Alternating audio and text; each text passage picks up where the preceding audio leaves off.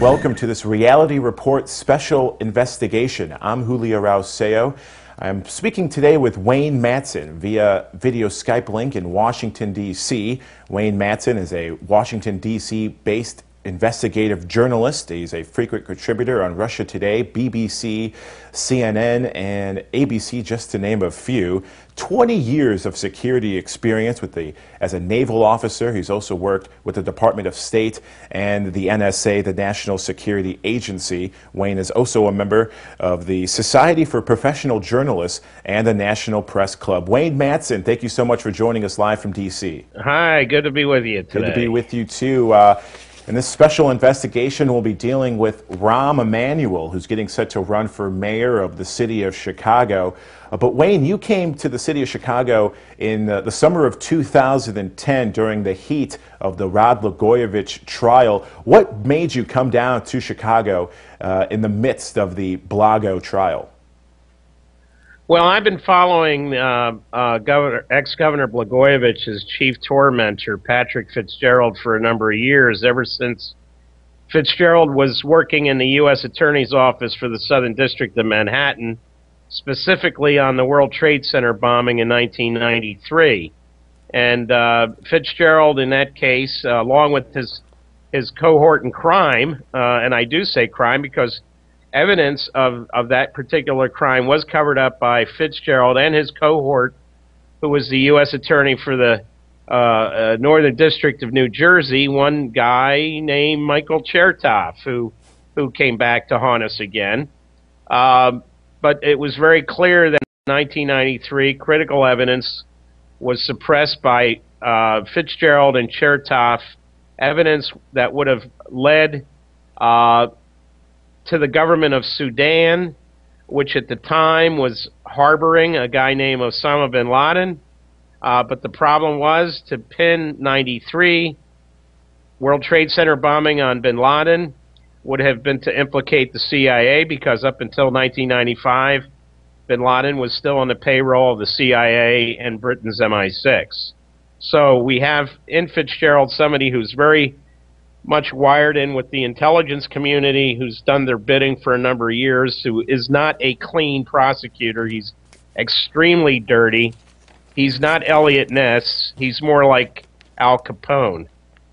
Well, that fits right into Chicago. And you mentioned in your May 19th article on WayneMadsenReport.com just about you coming into Chicago.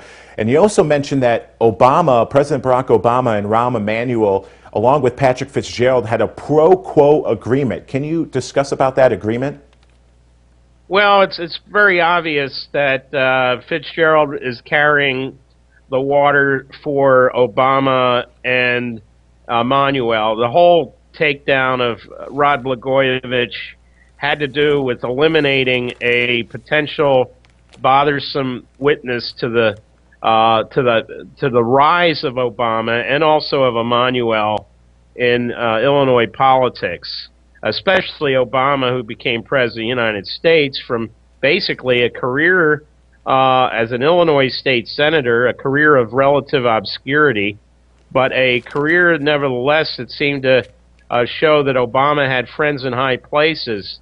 After all, from 2002, when he was defeated in the primary by Congressman Bobby Rush, Obama had this mercurial rise in national politics from the time he defeated his opponent in the race for the U.S. Senate in 2004 to the meltdown of Jack Ryan, the Republican candidate for Senate, over released divorce papers that were supposedly sealed about a very messy divorce, to the White House.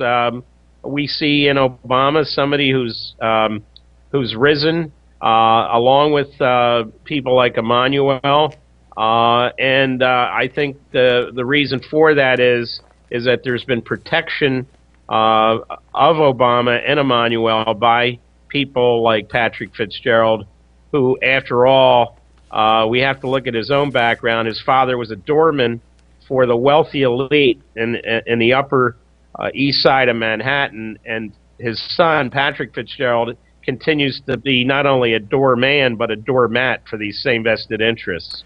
Now, there were 500 hours of wiretapped phone conversations between Rod Blagojevich, but somehow not all the 500 hours were released. As we continue in our special investigation, we'll figure out some reasons why those wiretaps weren't released. But why do you think, Wayne, Patrick Fitzgerald would team up with Obama and Emanuel to try to take out Rod Blagojevich? It seems like he is the middleman that knows too much, and they're trying to silence him.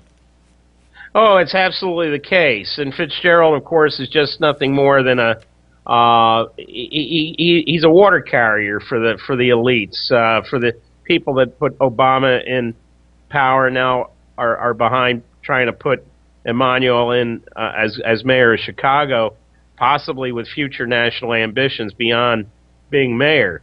But we look at the 500 hours of wiretaps.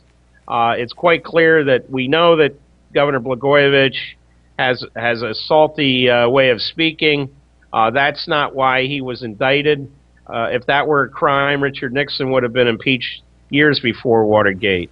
But what this is has to do with selective prosecution, something that Fitzgerald masters in. We saw it in his indictment of former Governor George Ryan.